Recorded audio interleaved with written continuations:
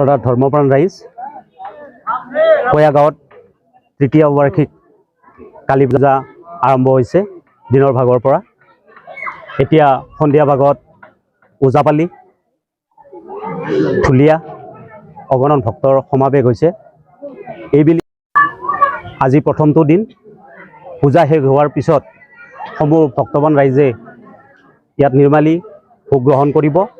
অহাকালি অসমৰ জনপ্ৰিয় পাঠিকা ৰাজশ্ৰী চহৰীয়াই সন্ধিয়া ঠিক 6 বজাত নাম প্ৰদৰ্শন কৰিব। সেই সমূহ ৰাইজৰ সহায় সহযোগিতা কমিটিৰ তৰফৰ পৰা শ্ৰদ্ধাৰে কামনা কৰিছে।